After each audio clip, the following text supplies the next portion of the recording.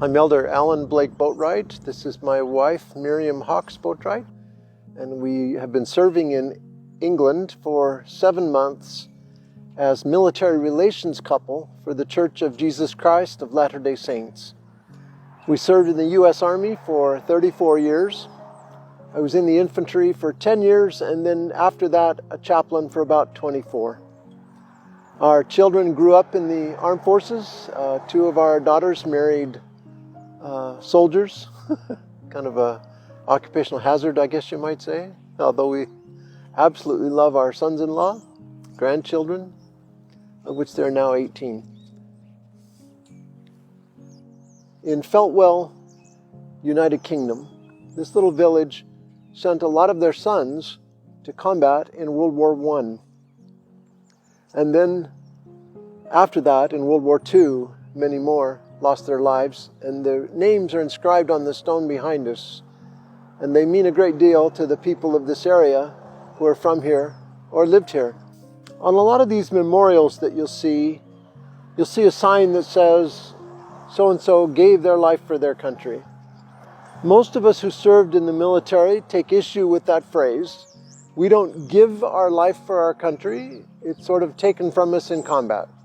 So we go to help somebody else give their life for their country, some belligerent or some other nation that's been labeled by ours as worthy of an opponent in war. And so we get to live with the consequences of that, and every so often the price of that conflict ends up being someone's life on our side or somebody else's. The soldiers I work with, they don't really have an idea that they're going to go out and die for their country. They're going to go do their duty, and they don't want to let down their battle buddy. They don't want to let down their unit. And so that's part of what drives us and motivates us to help each other in combat or operations next to combat, going there. And so they choose to serve, and sometimes that service costs a life. And so then we honor them and are honored to have served with them. The first time I went to combat was in Panama during Operation Just Cause in 1989. In that fracas, as we call it, a limited operation, we have 2 dead and 6 wounded in my own battalion of airborne paratroopers. And we had about 8 enemy soldiers who died in our aid station. I served as a medical platoon leader and as a chaplain in combat, and it's one of the harder memories of my life. I'm glad I was there. I wouldn't trade it, but I also didn't want to necessarily line up to do it again.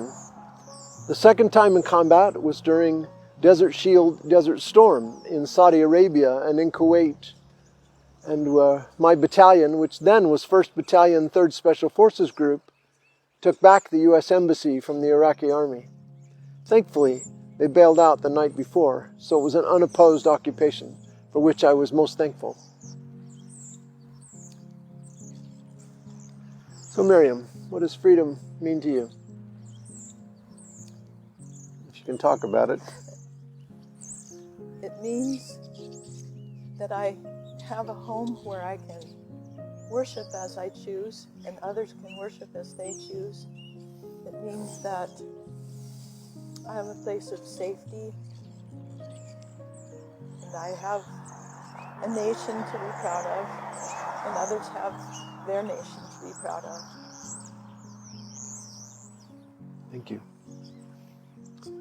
So, thanks for listening to this. Have a great Memorial Day.